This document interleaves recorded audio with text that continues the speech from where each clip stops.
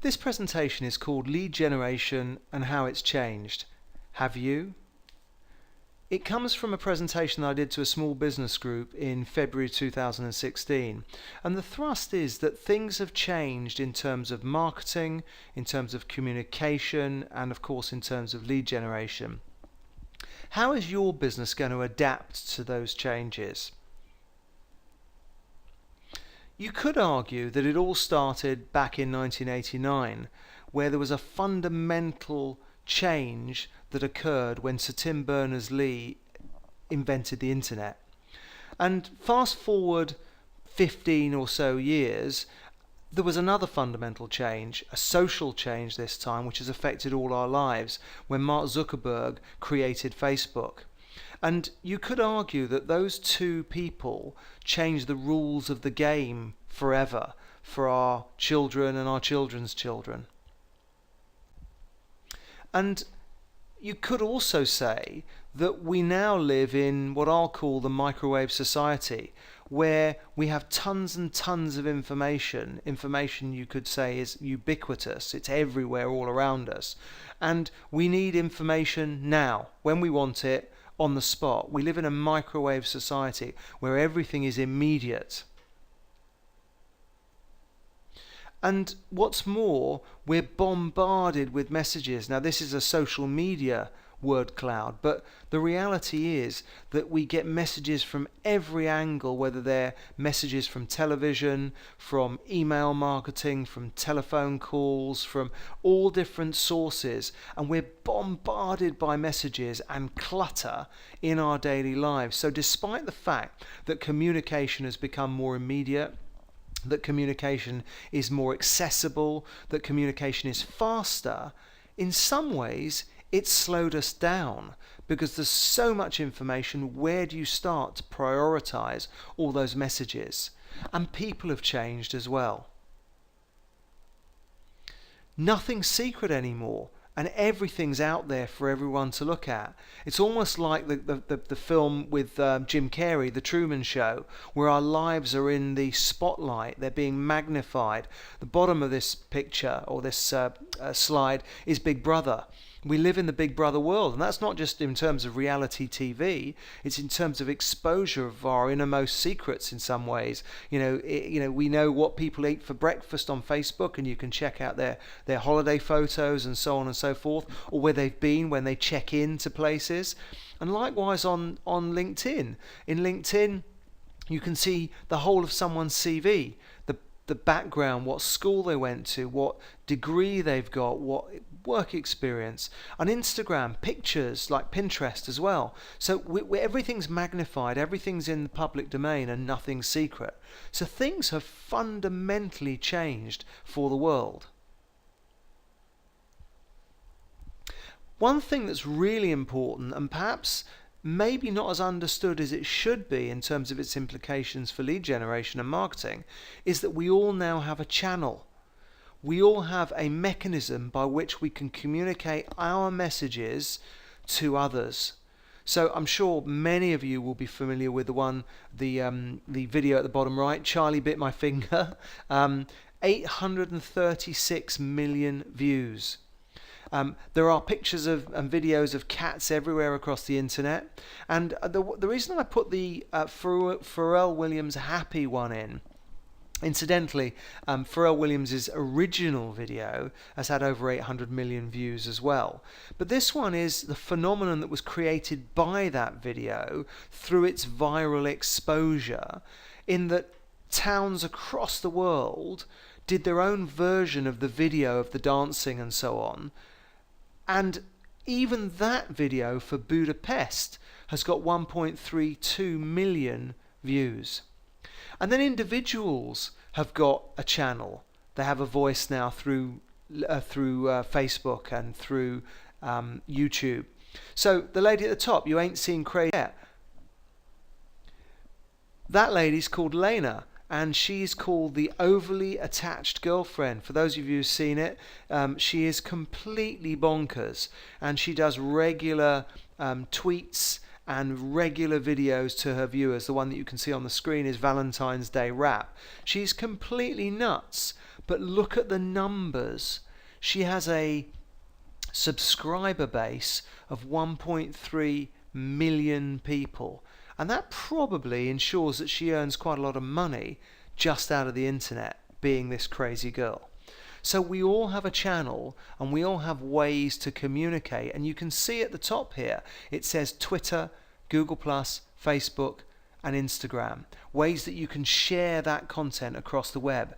And some of these things are fundamental in terms of the way we think about marketing and the way we think about future communication. Talking about communication, I found this on the internet this week. It's communication for teens. So 92 teen text terms for confused parents. Now, who knew that 143 in a text means I love you? And I didn't know what DWBH means, but apparently it means don't worry, be happy. The point is, we live in not only a microwave world, we live in a shortcut world. And texting and Twitter have shortened communication in terms of the current generation.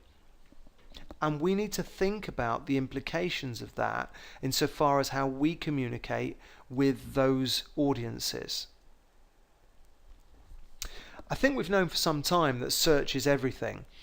We know that 90% of people use search every day, and that's how they find information, that's how they find stuff out. The key thing is to be aware, or the key thing to be aware of rather, is that 70% of users don't go beyond page 1. So what does that say for the importance of search? If 90% of us use search to find stuff out and 70% don't go beyond page 1, it says simply you need to be on page 1. And increasingly, those searches are taking place on mobile devices, which means in essence smartphones and tablets, because we are a mobile world. And this chart looks at the number of mobile internet users in the UK from 2013 up to the second quarter of 2016 predicted. And you can see there that 42 million of us use the mobile internet on our phones, on our tablets. If you then strip away roughly 10 million people who are children, babies and the elderly, that means 80+% of us use the internet on mobile devices.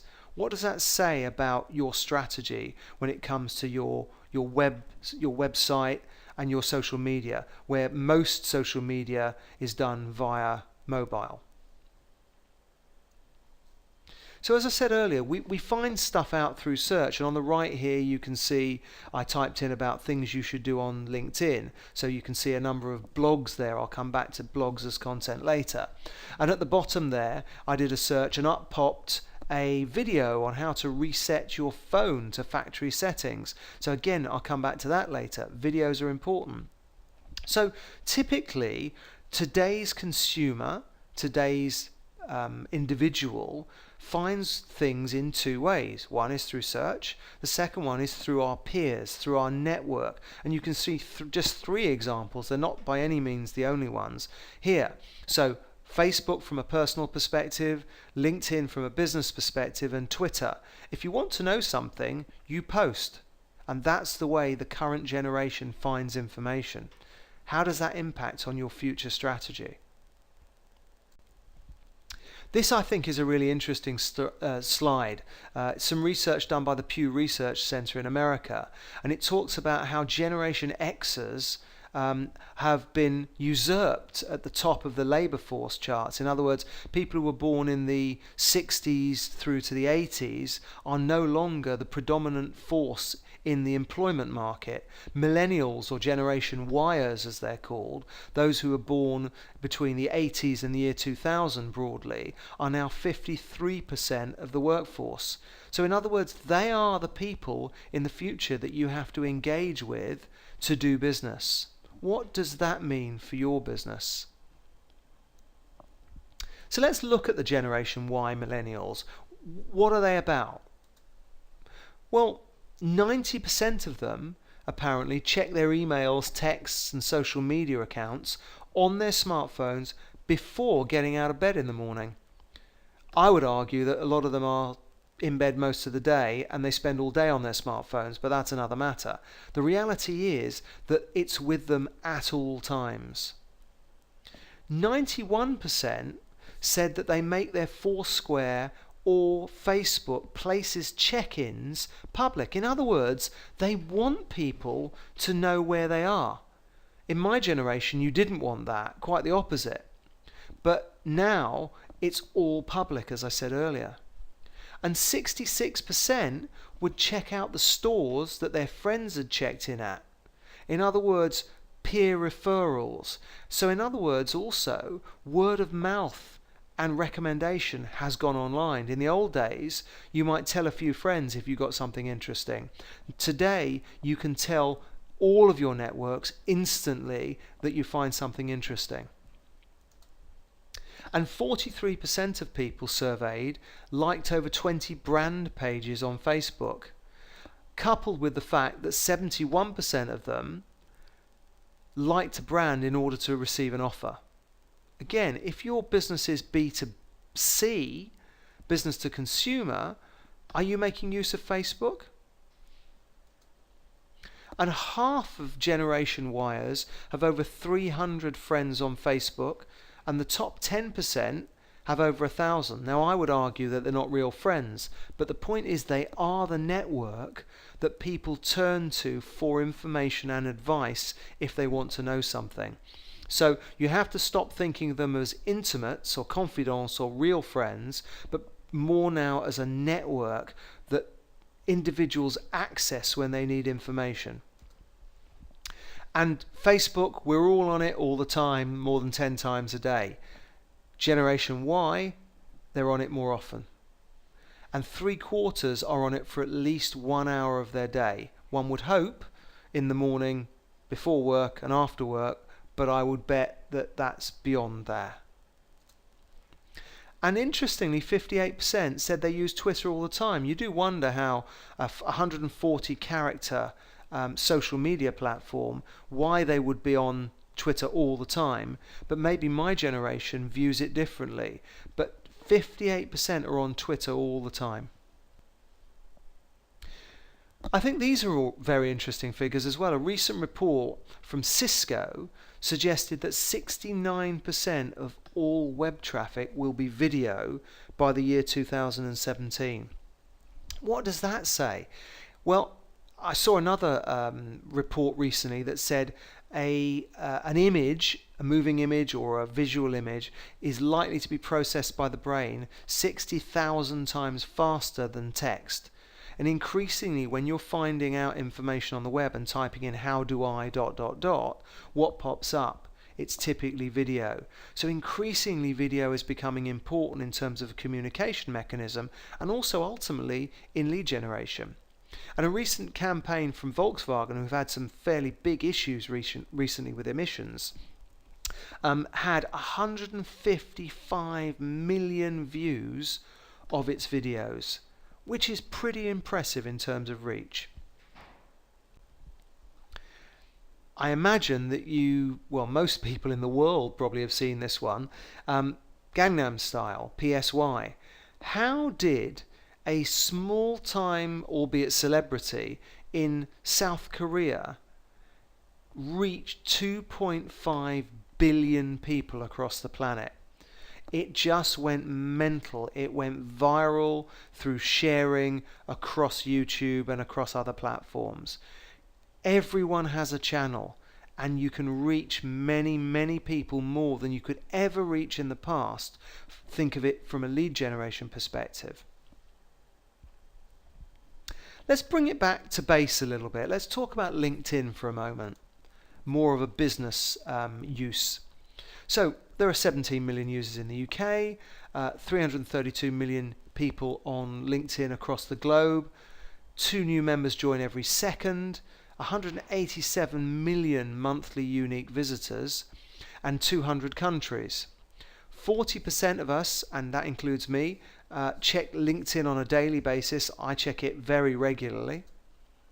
And there are 1 billion total endorsements on LinkedIn. Okay, you may argue that endorsements haven't really caught on. Well, 1 billion says they have, but also it's again another example of where word of mouth recommendation has gone online from an offline world where you could only tell a few people at any given time. And the average CEO has 930 connections, thereby showing us that CEOs, senior people, recognize the value of their network. And thinking about networks and thinking about social platforms, let's look at some of the big ones. Facebook clearly is the biggest. Facebook is really, really omnipotent and has almost 1.1 billion unique monthly visitors. Twitter comes second with 310 million, obviously a long way behind, but still very big. And you saw earlier what we were saying about Generation Yers. LinkedIn, from a business perspective, is not far behind. And then you have others such as Pinterest and Google+. Google+ you shouldn't forget, because of course it's Google, and therefore ignore Google+ at your peril to some extent in terms of putting content onto the web for distribution. And I've put on the right here YouTube.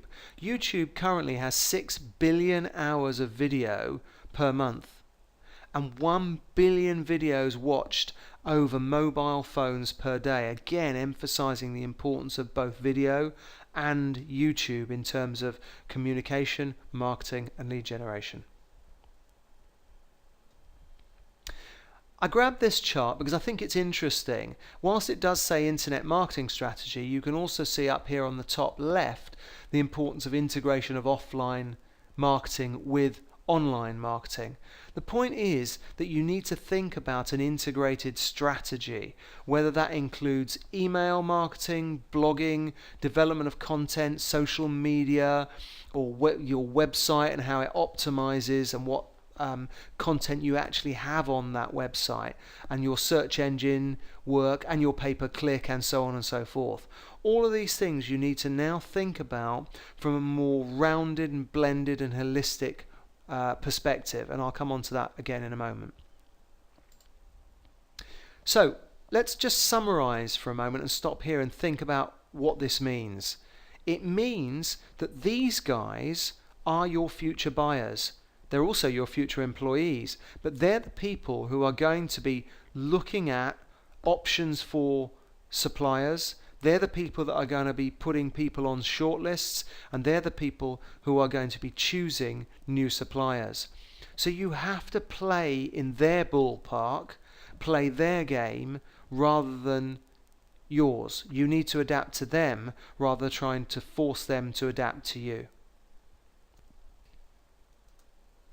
So what that means in practice is think about who your target audience is, the kinds of companies, the kinds of individuals, the kind of job roles and so on, and think about the channels that they use to communicate and find information.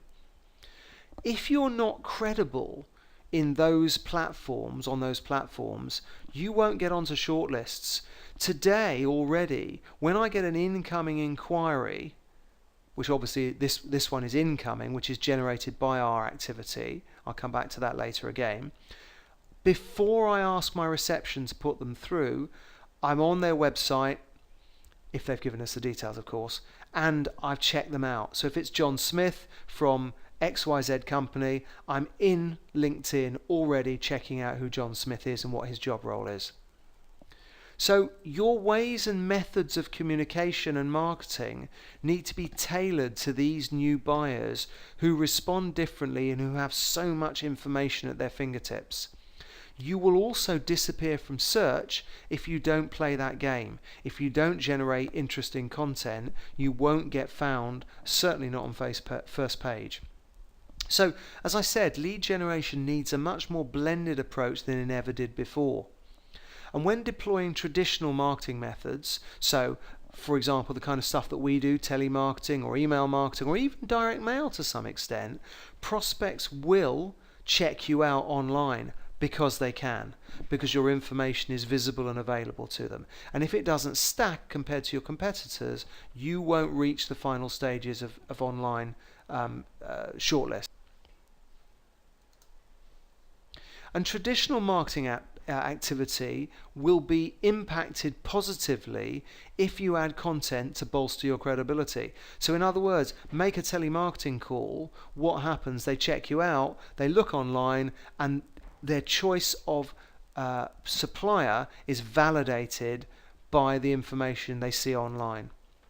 That means uploading interesting blogs and posts, videos and podcasts and so on onto your site, and make sure you share them on the various platforms, whether that's LinkedIn, whether that's Google+, whether that's Facebook, whether that's Twitter or Pinterest or Instagram.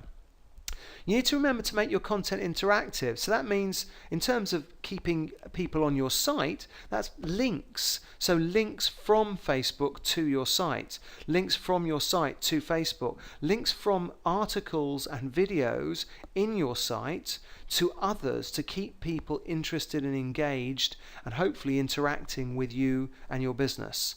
So don't forget to make sure that your content links. And make it about your customers, not about you. There's no point writing tons and tons of stuff about what you do, because I can tell you now, customers are not interested in what you do. They're only interested in what you can do for them, what their challenges are, what their issues are, and how you can resolve them. So you should be making content relevant to them, not about you. And also some other simple stuff you can do. Get some good info about you and your team on your About Us page on your website. Get some testimonials and case studies and log them on your site.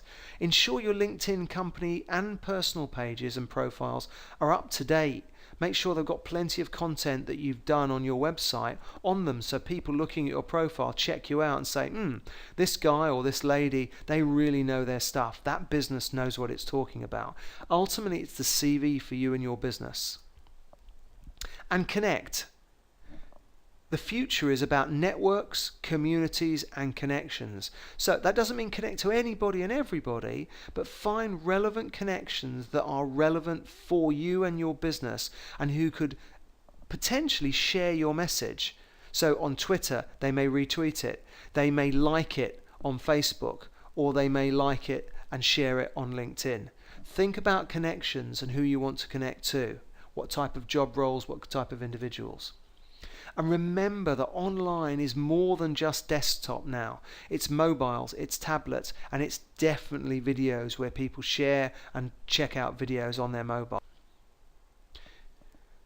It means, therefore, an integration between online and offline. You can't ignore it anymore. For your offline activity like telemarketing, like email marketing, like direct marketing to be effective, your online activity needs to be cohesive and it needs to be credible. And that means content and so on and so forth. So, do we take our own medicine? Wrapping up, yeah, we do.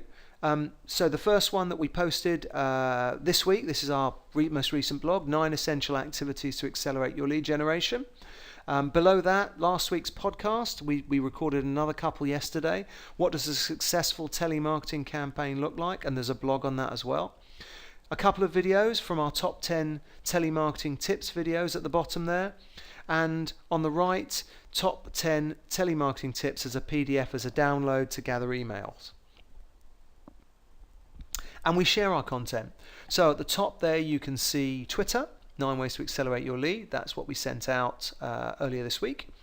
On the right, Google+, there's a previous blog there. Do you have to be pushy to be successful in sales? That went out to Google+. And at the bottom, LinkedIn, what's the true cost of lost customers? And that was a LinkedIn post. But equally, we put that on our personal profiles, we put it on our company page, and we post it as status updates. Does it work?